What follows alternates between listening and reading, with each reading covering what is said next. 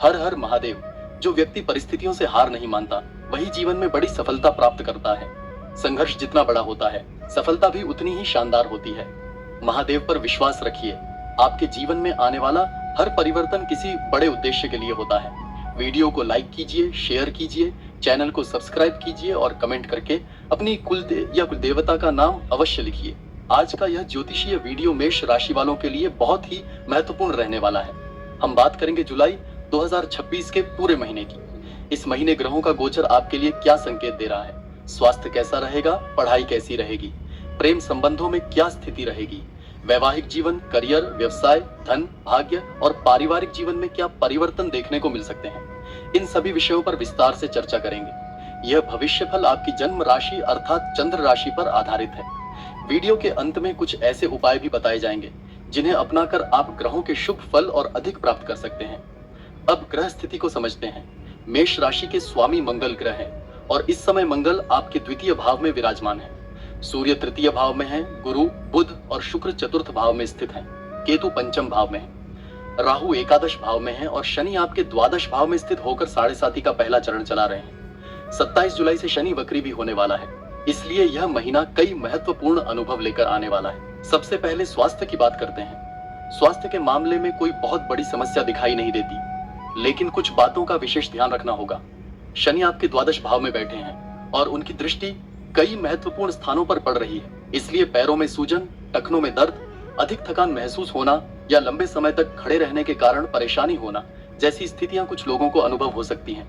विशेष रूप से जो लोग अधिक यात्रा करते हैं उन्हें अपने स्वास्थ्य का ध्यान रखना चाहिए।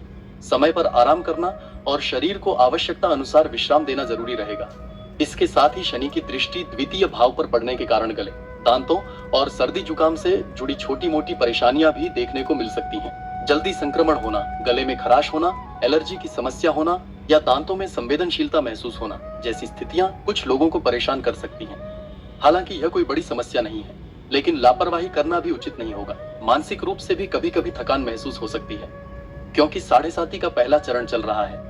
इसलिए पर्याप्त नींद लेना और अनावश्यक तनाव से दूर रहना आपके लिए आवश्यक रहेगा। अब विद्यार्थियों की बात करते हैं। पढ़ाई के क्षेत्र में आपको इस महीने अपने मन पर विशेष नियंत्रण रखना होगा। पंचम भाव में केतु की स्थिति आपके मन को बार बार भटकाने का प्रयास कर सकती है। कई बार ऐसा लग सकता है कि पढ़ाई में मन नहीं लग रहा, बार बार विषय बदलने का मन कर रहा है या किसी कोर्स, कोचिंग या योजना को बीच में छोड़ देने का विचार आ सकता है। इसलिए जुलाई महीने में सबसे बड़ी सलाह यही रहेगी कि जो लक्ष्य निर्धारित किया है उसी पर टिके रहिए। बार बार दिशा बदलना आपके लिए नुकसानदायक हो सकता है। हालांकि 16 जुलाई के बाद सूर्य चतुर्थ भाव में प्रवेश करेंगे और उसके बाद स्थिति पहले से बेहतर होती दिखाई दे रही है। एकाग्रता बढ़ेगी, आत्मविश्वास बढ़ेगा और पढ़ाई में मन भी अधिक लगेगा। प्रतियोगी परीक्षाओं की तैयारी कर रहे विद्यार्थियों को निरंतरता बनाए रखनी होगी, क्योंकि सफलता मेहनत से ही मिलेगी। जो विद्यार्थी उच्च शिक्षा, तकनीकी शिक्षा या किसी विशेष प्रशिक्षण की तैयारी कर रहे हैं उनके लिए भी यह महीना धीरे धीरे सकारात्मक दिशा में आगे बढ़ता दिखाई दे रहा है। अब प्रेम संबंधों की बात करते हैं। प्रेम जीवन में इस समय केतु का प्रभाव दिखाई दे रहा है। पंचम भाव में केतु होने के कारण कई बार मन में असंतोष की भावना आ सकती है। यदि आप किसी रिश्ते में हैं तो छोटी छोटी बातों में कमी निकालने की आदत पड़ सकती है। मंगल और सूर्य के बीच बनने वाला संबंध भी कभी कभी अहंकार या बहस की स्थिति पैदा कर सकता है। इसलिए यदि आप किसी प्रेम संबंध में हैं तो शब्दों का चयन बहुत सोच समझ कर करें।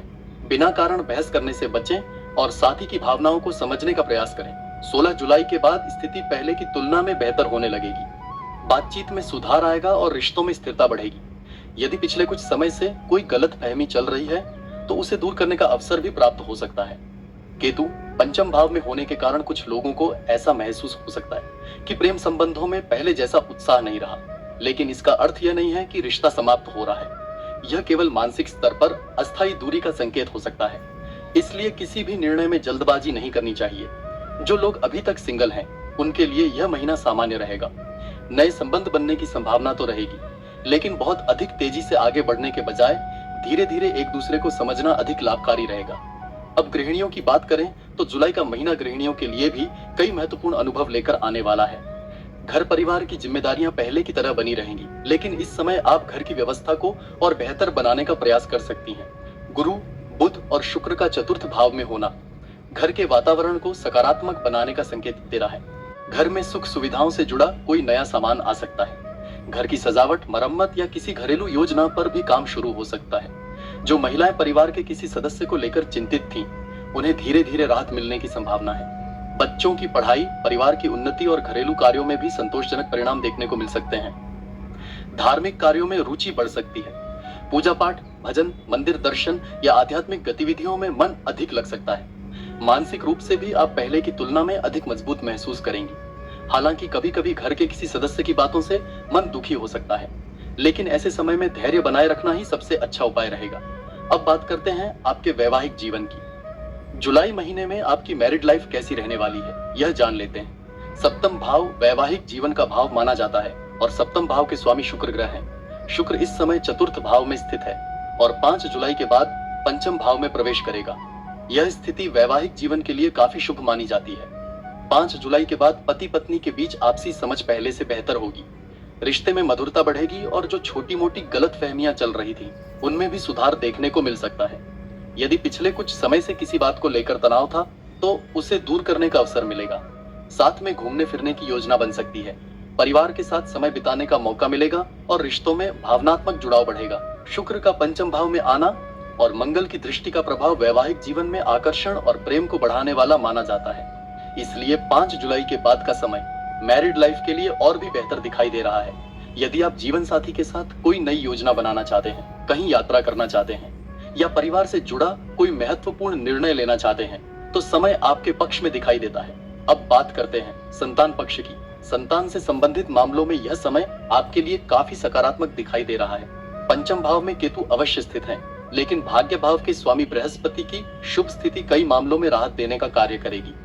जिन लोगों की संतान है, उन्हें संतान की शिक्षा, करियर या किसी महत्वपूर्ण उपलब्धि से खुशी मिल सकती है।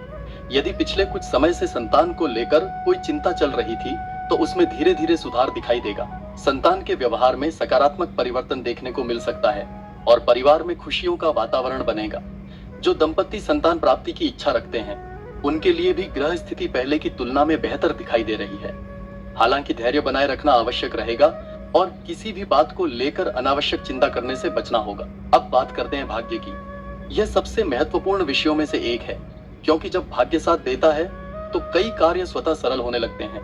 मेष राशि के लिए भाग्य भाव के स्वामी देवगुरु बृहस्पति हैं और बृहस्पति इस समय चतुर्थ भाव में स्थित है। विशेष बात यह है कि बृहस्पति लंबे समय बाद इस स्थिति में आए हैं और यह आपके लिए काफी सकारात्मक संकेत दे रहे हैं। बृहस्पति की दृष्टि दशम भाव पर पड़ रही है, साथ ही द्वादश भाव पर भी शुभ प्रभाव दे रही है। इसका अर्थ है कि यदि आप कोई नया कार्य शुरू करना चाहते हैं, कोई बड़ा निवेश करना चाहते हैं, नया व्यवसाय शुरू करना चाहते हैं या जीवन में कोई महत्वपूर्ण निर्णय लेना चाहते हैं, तो भाग्य आपका साथ दे सकता है। भाग्य का सहयोग मिलने के कारण कई ऐसे कार्य भी पूरे हो सकते हैं जो पिछले कुछ समय से रुके हुए थे।